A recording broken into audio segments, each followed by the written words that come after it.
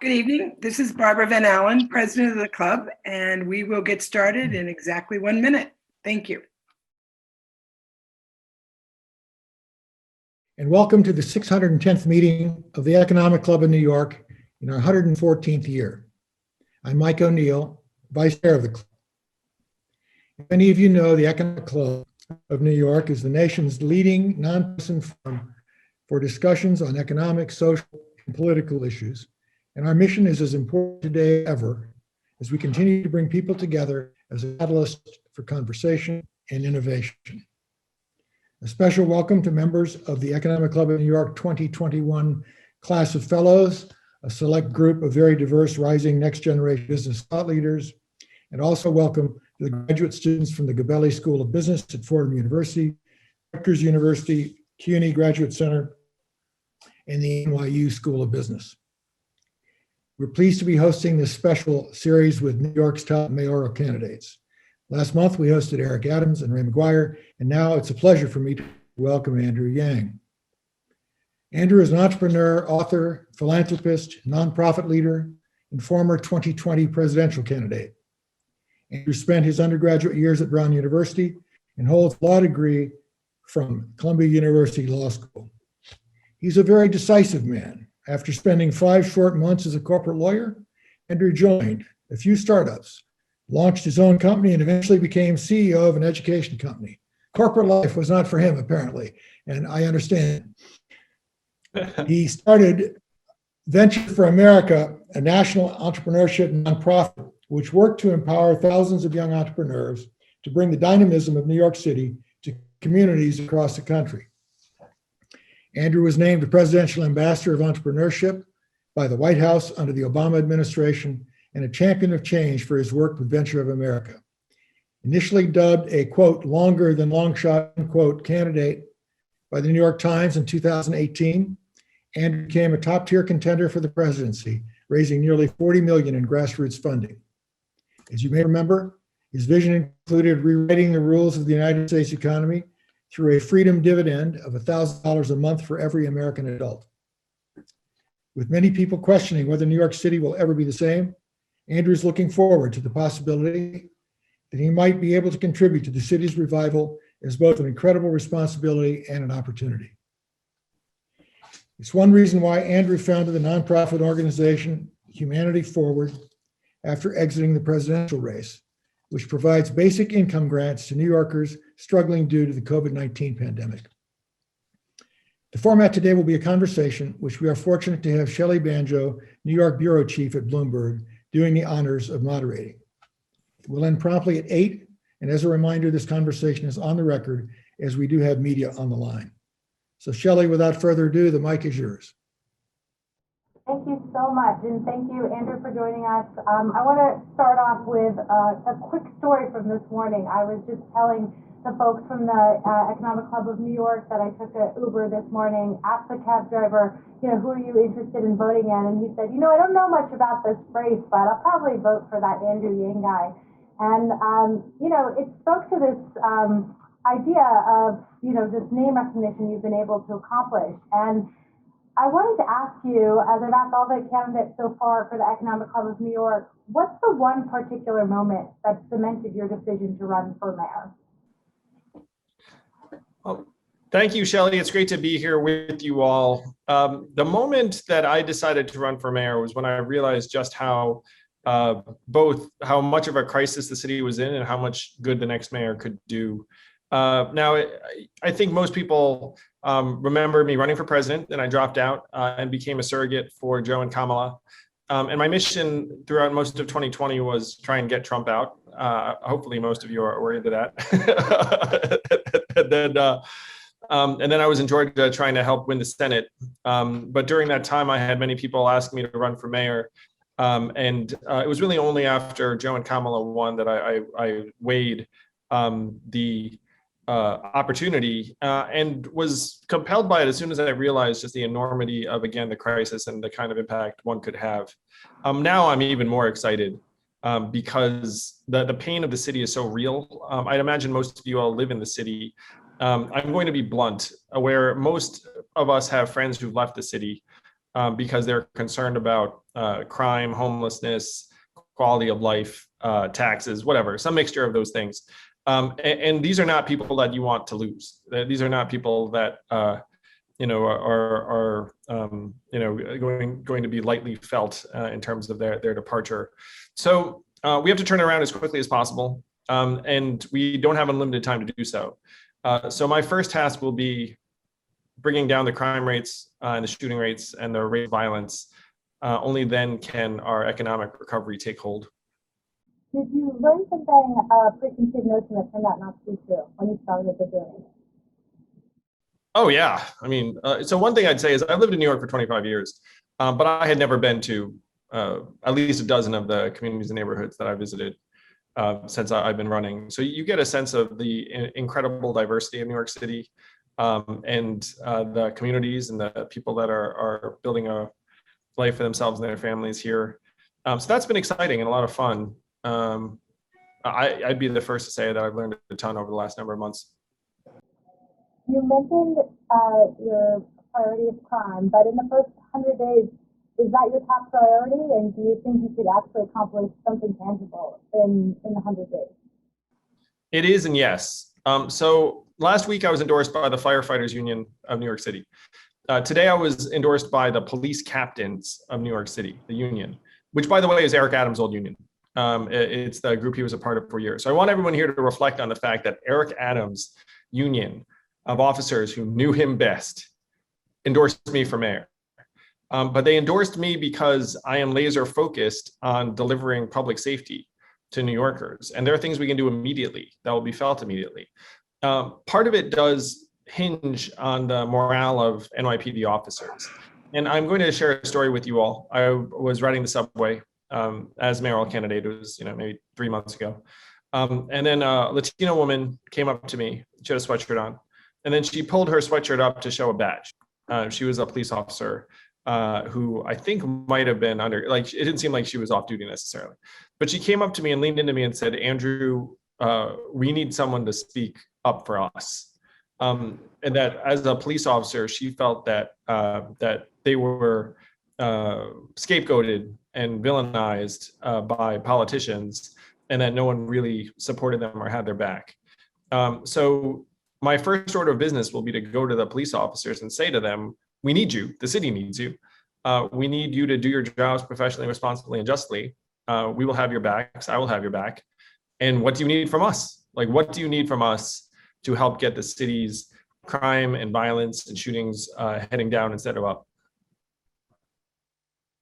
That endorsement isn't necessarily something all the candidates running, all of your rival candidates would want, because there is, a sense that the police had overstepped, over-policed in recent months, and that adding more police officers hasn't really drawn to lower crime rates, with shootings up still 73%. Is embracing the police going to actually help? Is embracing the NYPD and catering to their needs actually going to help bring the crime down? Being endorsed by the police captains, I think, is an enormous signal for rebuilding the relationship between the police and the community. I am for very significant reform measures, like having a civilian commissioner who's not a product of the NYPD, like having new police officers live in New York City, like having the new recruits, and we need to replace 5,000 retiring police officers in the next number of months. Having the new recruits be Black and Latino and Muslim and Asian and Jewish and women and groups that reflect the composition of our city.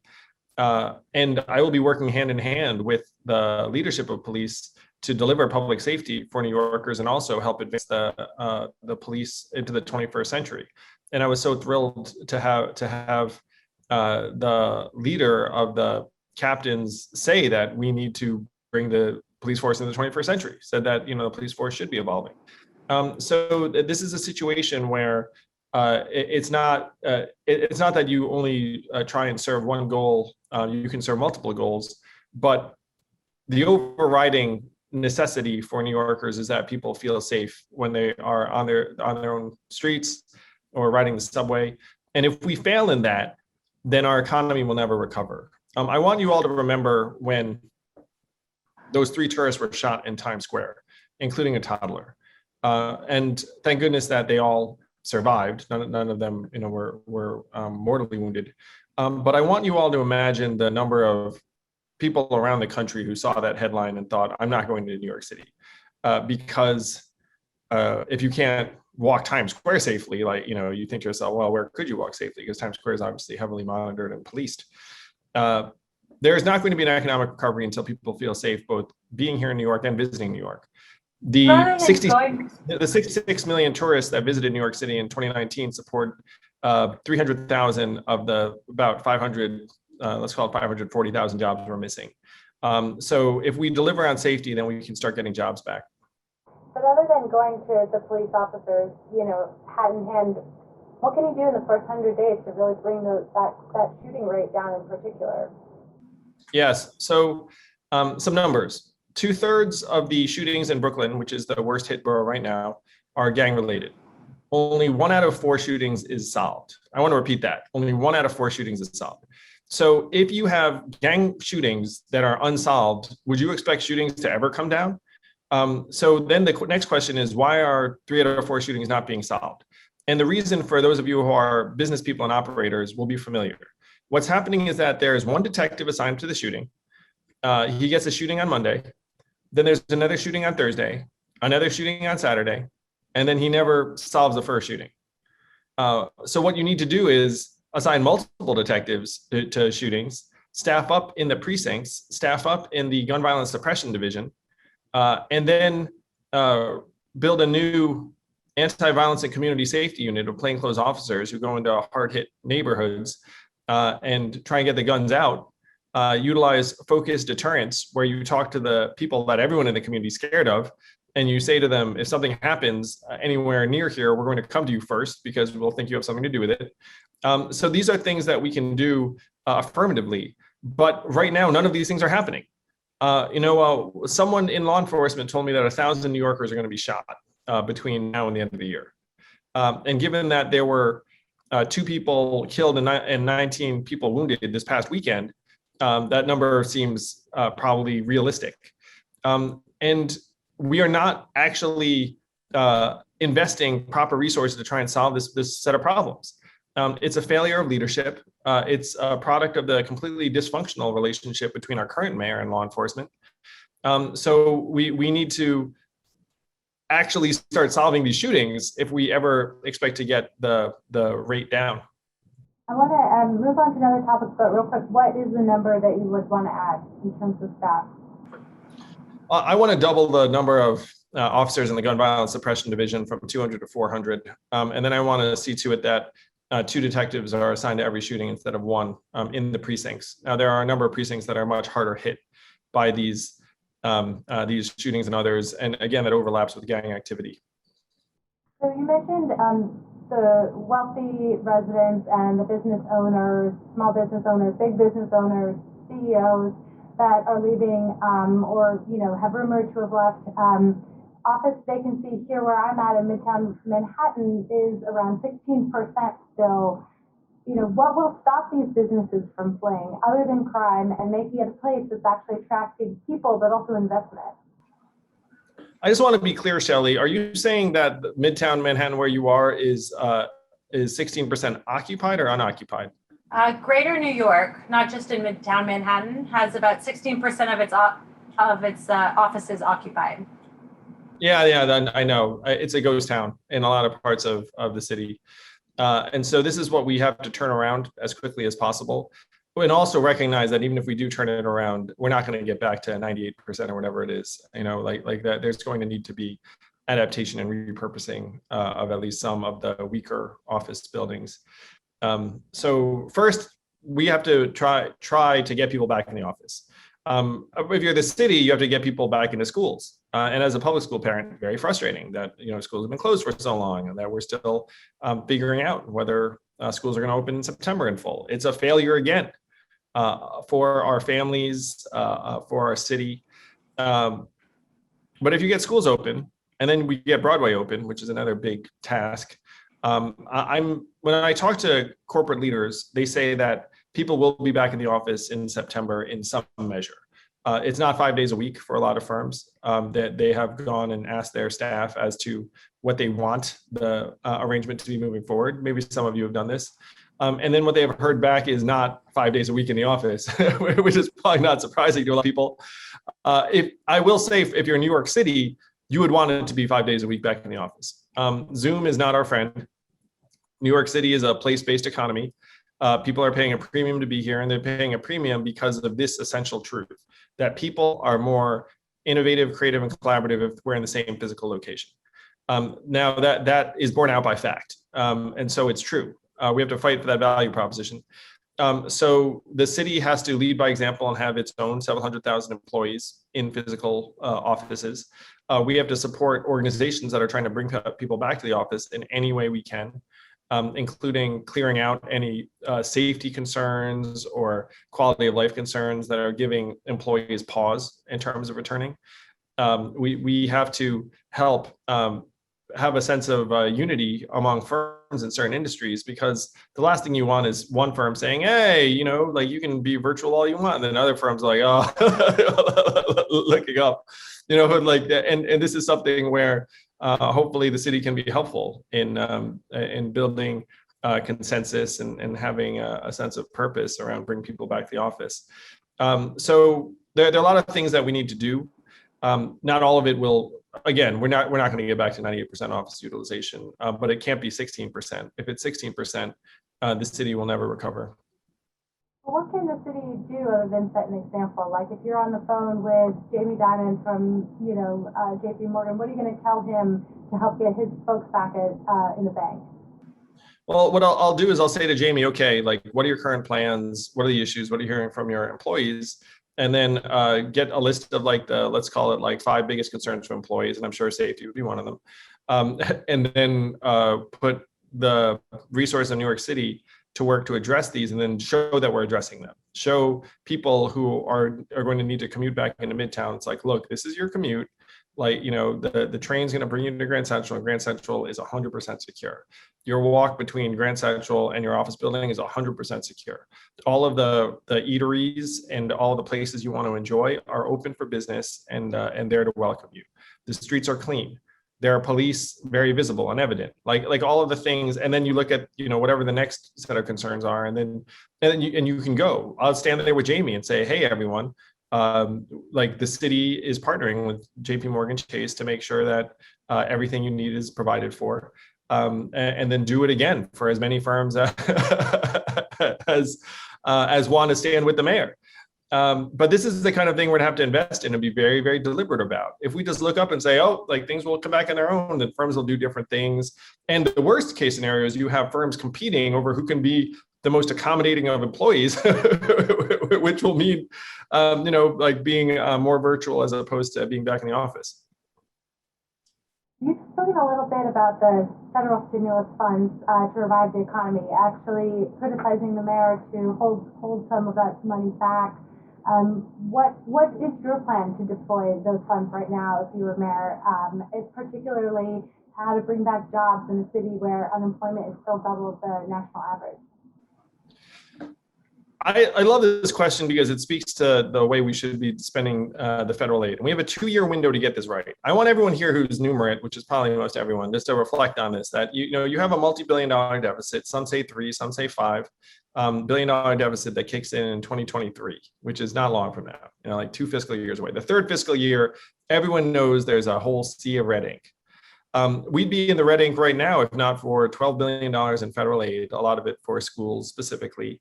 Now, some of that money theoretically needs to get spent in 2 years, but spent can mean, like, I don't think they're going to mind if you like spend it on like a rainy day fund. I mean, it'll be fine. So right now, Bill de Blasio is spending the majority of the $12 billion upfront in year 1. Now, I don't have a problem with spending upfront if the money is generative, if the money is value add, if the money is driving recovery. I'll give you an example. 66 million tourists spend $47 billion in New York City in revenue on a good year, 2019, let's call it, 47 billion. Let's say you were in charge of New York City, which I may be. What's an appropriate level to spend to try and accelerate the recovery of the $47 billion in tourist revenue? You could come up with just about any number under the sun and it would be appropriate. If I said 1 billion, 2 billion, it would be appropriate if you could deploy it effectively. Now, one thing you could spend it on would be marketing. You could be like, a successor to an I Love New York campaign. That could be part of it. The main thing, though, is you have to get the fundamentals right. So the fundamentals could be around cleanliness. It could be around public safety. It could be around infrastructure. I talked to Danny Meyer, who's the chair of the EDC, about this, and we talked about the experience of arriving in New York City, because he's a hospitality guru, as you all know. And so when someone arrives in JFK or LaGuardia or wherever it is, what are they experiencing? How they get into the city? What are they experiencing? Right now, it's not going to work if the streets are unclean and unsafe. You could have whatever marketing campaign you wanted, and it would not bear fruit for you if people's social media photos were of dirty streets and stepping over homeless people and feeling unsafe on the subway. So if you're spending money in targeted ways that help regenerate that 47 billion in revenue, I'm all for it.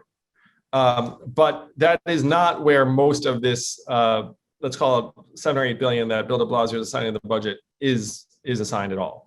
It's assigned to not making hard decisions. It's assigned to just letting the cost creep continue, and then setting up the next mayor, who again might be me, to make brutally difficult decisions 2 years from now. That's a recipe for failure. He's setting the city and the next mayor up for failure. If people looked at this objectively, they would be angry. I have no idea why people are not more angry about it. Well, I think people like me see, oh, he's fully funding pre-K for my 3-year-old, so I'm okay with that money going there, or I'm okay with my money going here.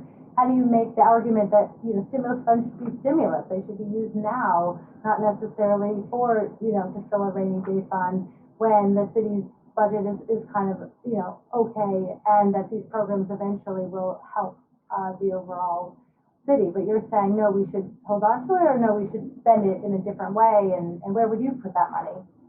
Yeah, we have to be very deliberate about it. I am personally a fan of both universal pre-K, which I think is good for New York. It's a fine investment. 3K, a fine investment. Summer youth employment, a great investment, because the money goes straight to families and will help get crime down. So I'm not anti-spend. I'm anti profligate spending and avoiding difficult decisions.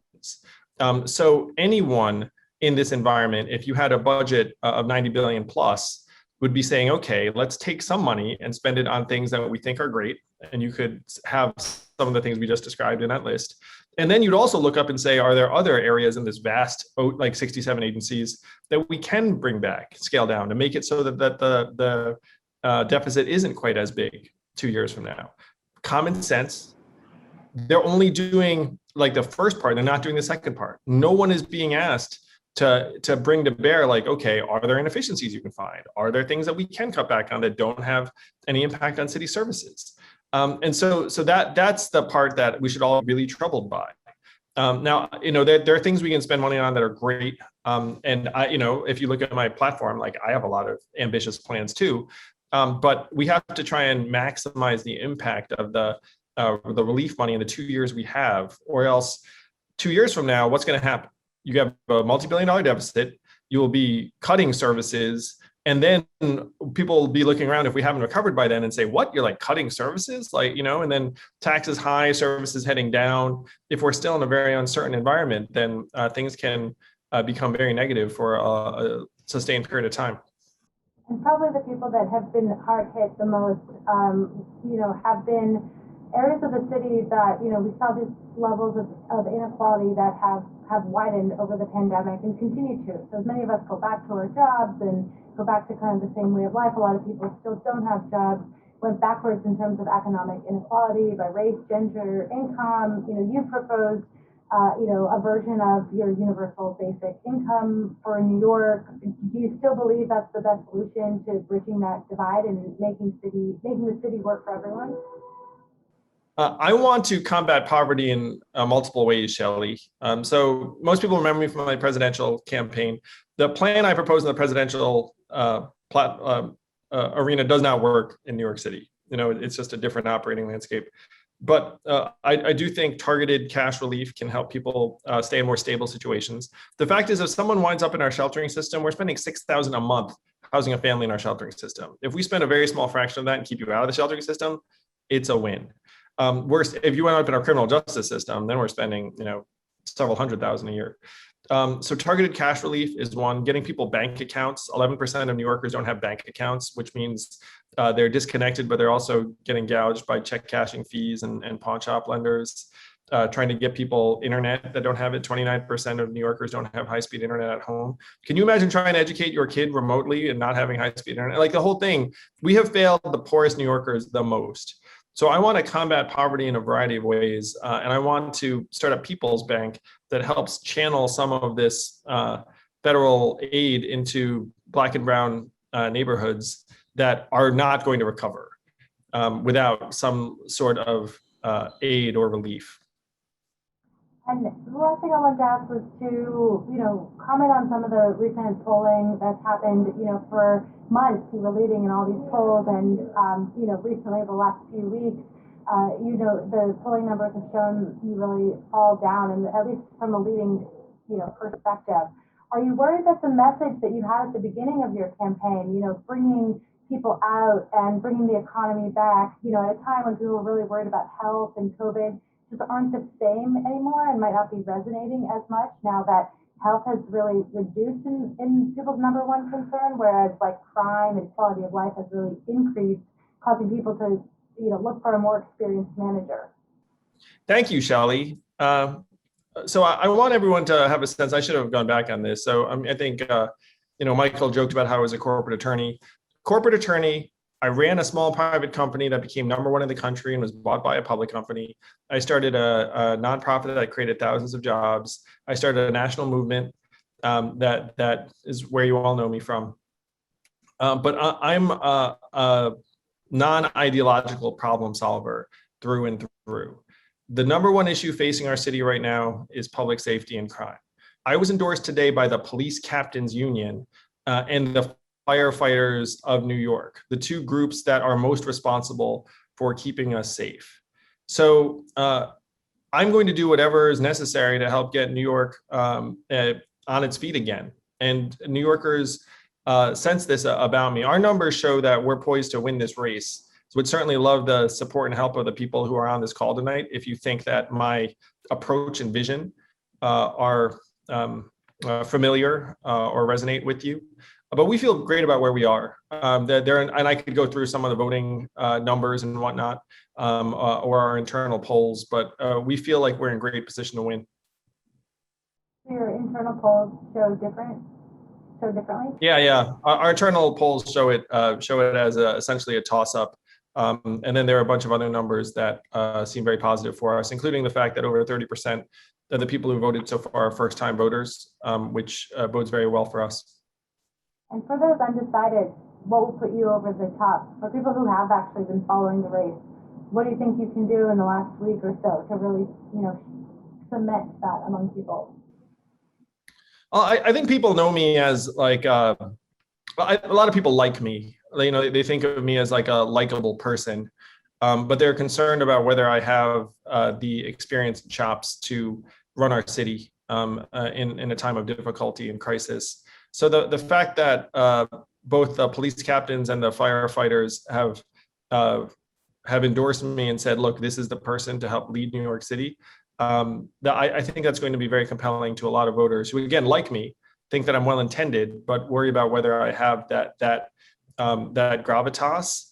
The most powerful validators of our city in terms of providing public safety have decided I'm the man for the job. I am the man for the job. Thank you so much. I want to wrap up because I know we're worried about time. So over to you, Michael. Thank you all. Appreciate it. Appreciate it so much.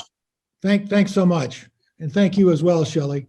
For the rest of you who have tuned in, please check our website. That's always the best place to see who we've got on tap. We have a good schedule coming up, and I hope that you will continue to tune in. Thank you very much.